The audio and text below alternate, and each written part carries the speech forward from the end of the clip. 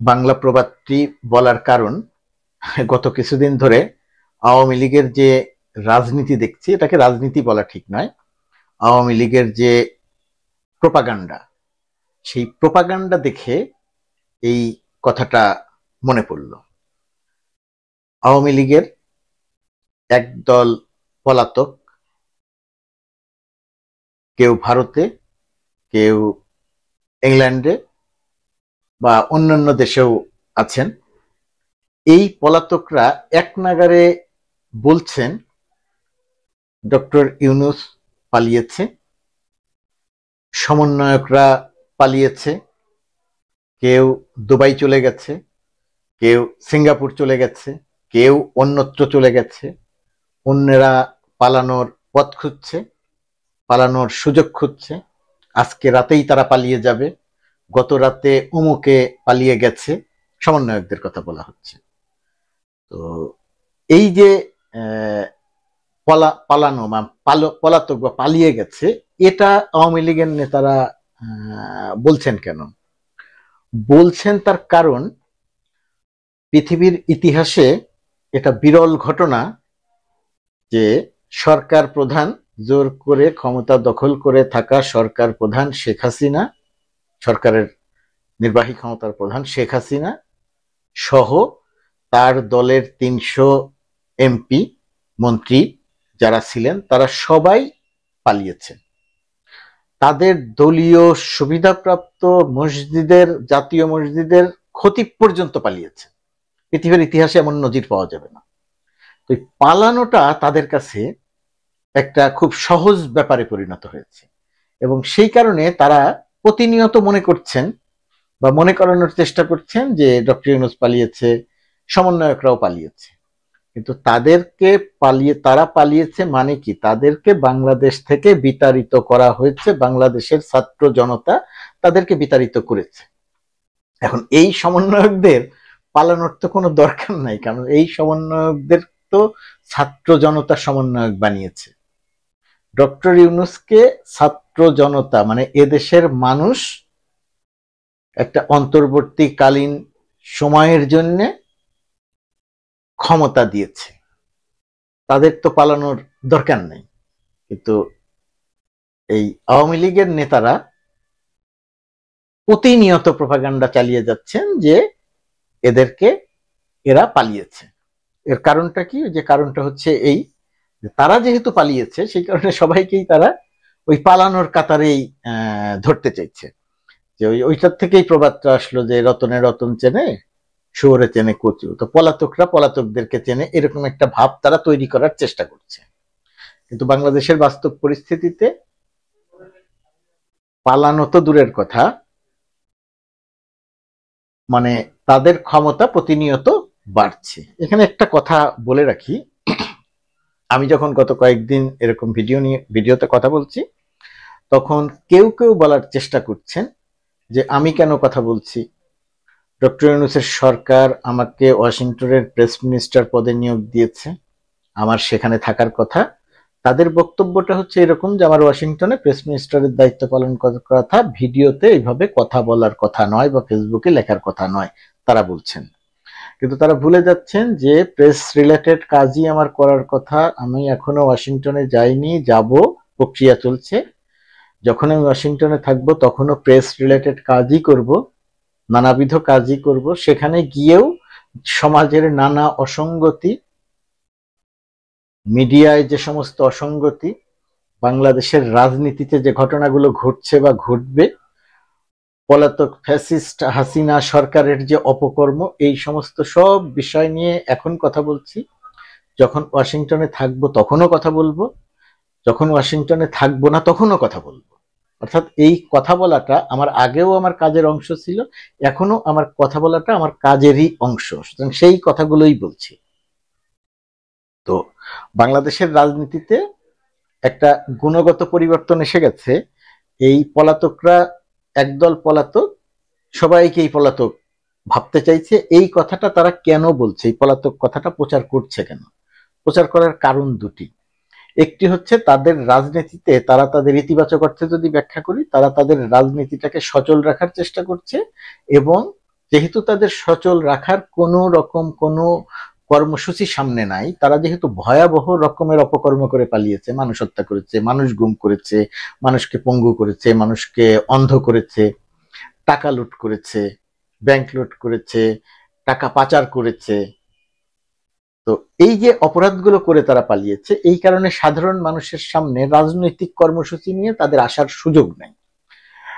রাজনৈতিক কর্মসূচি নিয়ে যদি তাদের আসার সুযোগ তৈরি করতে হয়, তাহলে প্রথমত তাদের দেশের মানুষের কাছে ক্ষমা চাইতে হবে, মাপ চাইতে হবে, যে তারা মানুষ হত্যা করে ভুল করেছে, তার জন্য তারা মাপ চায়, মানুষ গুম করে তারা ভুল করেছে, তার জন্য তারা মাপ চায়, মানুষকে গুলি করে তারা ভুল করেছে, তার জন্য তারা মাপ চায়, ছাত্র জনতার আন্দোলনকে ভয়াবহ রকমের গুলি করে হত্যা করেছে, তাদের অপরাধ হয়েছে, এই জন্য তারা মাপ চায়। মাপ চাইলে মাপ হবে না, মাপ চাইলে মানুষ হয়তো তাদের রাজনীতির ব্যাপারে একটু সুযোগ দেওয়ার ক্ষেত্রে সংবেদনশীল হতে পারে, কিন্তু তাদের বিচার হবে, যে প্রক্রিয়াটা চলছে এই প্রক্রিয়াটা আরো অনেক বিস্তৃত হবে।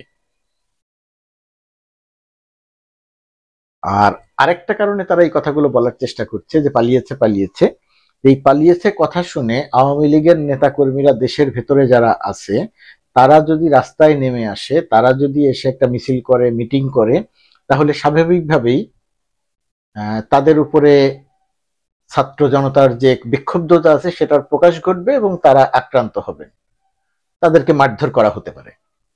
এই কাজটি যদি করা হয়, নিরীহ আওয়ামী লীগের কর্মীদের যদি মারধর করা হয়, তাহলে এটা নিয়ে আওয়ামী লীগের এই পলাতক নেতারা শেখ হাসিনার নির্দেশনা অনুযায়ী বিশ্ব মিডিয়াকে এটা দেখাবে যে আমাদের লোকজনদের মারধর করা হচ্ছে। তার মানেটা কি?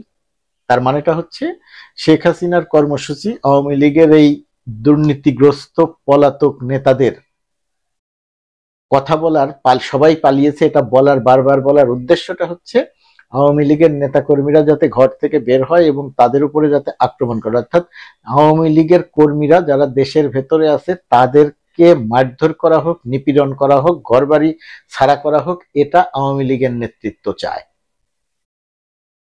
যে নোয়াখালীতে চেয়েছে, নোয়াখালীতে 2 জন গ্রেপ্তার হয়েছে, মামলা হবে, অন্যরা যারা 20-30 জন মিছিল করতে এসেছিল তাদেরকে এখন ঘরবাড়িতে থাকতে কষ্ট হবে। এখন বলতেই পারেন যে তারা, তাদের ঘরবাড়িতে থাকতে কষ্ট হবে কেন, হওয়া উচিত না, কিন্তু তারা তো একটা ফ্যাসিস্টের পক্ষে মাঠে নেমেছে, হত্যাকারীর পক্ষে মাঠে নেমেছে, গুমকারীর পক্ষে মাঠে নেমেছে, তো এদের বিরুদ্ধে মানুষের বিক্ষোভ আছে, বিক্ষুব্ধতা আছে, মানুষ গণ অভ্যুত্থান করেছে তো এদের বিরুদ্ধে। তো তারা যদি এসে হত্যাকারীদের পক্ষ নেয়, তাহলে সাধারণ ছাত্র জনতা তাদের উপরে চড়াও হবে, এটা খুব স্বাভাবিক, এবং আওয়ামী লীগ চায় যে তাদের উপরে চড়াও হোক। এরকম একটা জায়গায় থেকে এই প্রপাগান্ডাটা চালানো হচ্ছে। ডক্টর ইউনূস ক্রমশ পৃথিবীটাকে ডক্টর হাসিনার জন্য কঠিন থেকে কঠিনতর করে দিচ্ছে। ডক্টর ইউনূস যখন একটা আন্তর্জাতিক অঙ্গনে যাচ্ছেন, যেমন সুইজারল্যান্ডের দাভোসে গেলেন, তিনি 4 দিনে 47টা মিটিং করেছেন। পুরো দাভোস সম্মেলনের মধ্যমণি ডক্টর ইউনূস, সর্বত্র তাকে কেন্দ্র করে কথা, তাকে কেন্দ্র করে আলোচনা, তিনি ভাষণ দিচ্ছেন, তিনি সাক্ষাৎকার দিচ্ছেন, তিনি তার ভিশন বলছেন, মিশন বলছেন, ফিলোসফিক্যাল অবস্থান ক্লিয়ার করছেন, সারা পৃথিবী তার সেটা দেখছে, শুনছে। এখন শেখ হাসিনা স্বাভাবিকভাবেই সেখানে শেখ হাসিনা ডক্টর ইউনূস কম্পেয়ার করতে গেলে শেখ হাসিনার অবস্থা সেখানে আর খুব একটা থাকছে না, খুব কঠিন একটা অবস্থার মধ্যে পড়ছে। তো এরকম একটা অবস্থার মধ্যে একই সঙ্গে এরা বলছে ডক্টর ইউনূস পালিয়েছে, আবার ডক্টর ইউনূস আজকে যখন দেশে ফিরে আসছেন তখন আবার তারা বলার চেষ্টা করছে দেশে ফিরে আসলেও কি হবে, সেনাবাহিনীর সঙ্গে তার বিরোধ এবং সেনাবাহিনী অল্প সময়ের মধ্যেই তাকে গ্রেপ্তার করবে, সেনাবাহিনী ক্ষমতা গ্রহণ করবে, অন্যরা পালিয়েছে, ডক্টর ইউনূসকে গ্রেপ্তার করবে, শেখ হাসিনার কাছে ক্ষমতা হস্তান্তর করবে, লক্ষ লক্ষ মানুষ এয়ারপোর্টে জমা হয়েছে শেখ হাসিনাকে স্বাগত জানানোর জন্য, ইত্যাদি ইত্যাদি। কল্প কাহিনীও নয়, এটাকে অন্য কোনো শব্দ দিয়ে বলতে হবে। দেশের ভেতরে যে দলটির একজন সমর্থকের রাস্তায় নামার ক্ষমতা বা সাহস নাই, সেখানে লক্ষ লক্ষ মানুষকে তারা নামিয়ে দিচ্ছে, কাগজে কলমে, কল্পনায়, প্রোপাগান্ডায়। তো এই ঘটনাটা ঘটিয়ে তারা যেটা করছে, দেশের ভেতরে একটা অরাজকতা তৈরির চেষ্টা করছে। তো স্বাভাবিকভাবেই অরাজকতার ভেতরে অরাজকতার তৈরি করতে চাইলে তার বিরুদ্ধে ব্যবস্থা নেওয়াটা সরকারের একটা অন্যতম প্রধান দায়িত্ব। তো সেই দায়িত্বটা যখন সরকার পালন করতে যাবে, তখন শেখ হাসিনা দেখানোর চেষ্টা করবে যে দেখো আমাদের উপরে নিপীড়ন নির্যাতন হচ্ছে, এটা দেখানো হয়তো যাবে, কিন্তু এটা করে কি শেষ রক্ষা হবে? এটা করে শেষ রক্ষা হবে না। তো শেষ রক্ষা না হলেও আওয়ামী লীগের নেতা কর্মীরা কি করবে জানি না, তারা তাদের বুদ্ধিতে রাজনীতি করবে, কিন্তু তাদের সম্ভবত একটা জিনিস দেখা দরকার, যে সমস্ত নেতারা, যে সমস্ত ভুইফোন নেতারা দুর্নীতি করেছে, ব্যাংক লুট করেছে, সুযোগ ক্ষমতার উপভোগ করেছে, এবং সুযোগ, তারা আওয়ামী লীগের রাজনীতি করে নাই, সুযোগ মতো তারা পালিয়ে চলে গেছে দেশের নেতাদের, নেতাকর্মীদের, অর্থাৎ ত্যাগী নেতাকর্মীদের দেশে রেখে, এবং দেশের বাইরে গিয়ে সেই সমস্ত মানে তারা পালিয়ে গেছে, সেই পলাতক দুর্নীতিগ্রস্ত হত্যাকারীরাই এখন আবার আওয়ামী লীগকে নিয়ে কথা বলছে। মানুষ তো সবচেয়ে বেশি বিক্ষুব্ধ এদের উপরেই, আবার এদেরকেই সামনে আনা হচ্ছে, এরাই সামনে এসে কথা বলছে। আসাদুজ্জামান খান কামাল স্বরাষ্ট্রমন্ত্রী ছিল, যে পুলিশকে দিয়ে গুলি করিয়ে হত্যা করিয়েছে মানুষ, এর পাশে দাঁড়িয়েই তো এই যে পুলিশ কর্মকর্তা বলছিলেন স্যার সব বিশাল বিপদের কারণ, যে গুলি করলে একটা মরে বাকিটি নড়ে না, সে কিন্তু ওই গুলি করার অর্ডারই দিয়েছিল। সে সাক্ষাৎকার দিয়ে বলছে যে এটা ইসলামিস্ট শক্তির অভ্যুত্থান, সেনাবাহিনীর অভ্যুত্থান, ছাত্র জনতা যে বিক্ষুব্ধ হয়ে তাদেরকে বিতাড়িত করেছে, সে সেই কথা বলছে না। তারা যে, তার পুলিশ যে ১,৫০০ মানুষকে গুলি করে হত্যা করেছে, সেই কথা তো বলছে না। পুলিশকে হত্যা করা হয়েছে সেই কথা সে বলছে। পুলিশকে কেন হত্যা করা হয়েছে? কারণ পুলিশ মানুষকে গুলি করে হত্যা করছিল, সেই বিক্ষুব্ধ মানুষ এক পর্যায়ে গিয়ে পুলিশের উপর আক্রমণ করেছে, সেই আক্রমণে পুলিশ নিহত হয়েছে, সেটার সংখ্যা ৪০-৪২ জন। আর ছাত্র জনতা হত্যার সংখ্যা ১,৫০০ থেকে ২,০০০, এখন পর্যন্ত ৯০০ তালিকা আছে। এই বাস্তবতাকে আড়াল করে, বাস্তবতাকে চাপা দিয়ে একটা প্রোপাগান্ডা চালানো হচ্ছে, যে প্রোপাগান্ডার কোনো ভিত্তি নাই, যে প্রোপাগান্ডার মতো বাস্তবতা বাংলাদেশে বিরাজ করছে না। আওয়ামী লীগের মতো একটা রাজনৈতিক দল যারা বারবার স্লোগান দিত এই মুহূর্তে দরকার শেখ হাসিনার সরকার, বারবার দরকার শেখ হাসিনার সরকার, সেই সরকারের সবচেয়ে দুর্নীতিগ্রস্ত প্রোপাগান্ডাবাজদের একজন বলছে যে বর্তমান বাংলাদেশের নির্বাচন হতে হবে নিরপেক্ষ সরকারের অধীনে। তার মানে আবার তত্ত্বাবধায়ক সরকারে ফিরে গেছে আওয়ামী লীগ। এখন আর শেখ হাসিনার সরকার সেই জায়গায় আর তারা নাই, তাই কি? ভুলে করেছে না কিভাবে করেছে আমি জানি না, তবে প্রোপাগান্ডাবাজরা প্রোপাগান্ডা চালালে সেই প্রোপাগান্ডায় নানা রকমের অসঙ্গতিপূর্ণ কথা আসে। তো এখন আওয়ামী লীগের সেই প্রোপাগান্ডাবাজরা সেই প্রোপাগান্ডাই করছে। একদল পলাতক নেতা দেশের ভেতরে যারা দাপটের সঙ্গে আছে তাদেরকে বলছে পালিয়ে গেছে। এই প্রোপাগান্ডা চালানো মানে প্রতি মুহূর্তে রাজনৈতিকভাবে পরাজিত হওয়া। পরাজিত হতে হতে আওয়ামী লীগের অস্তিত্ব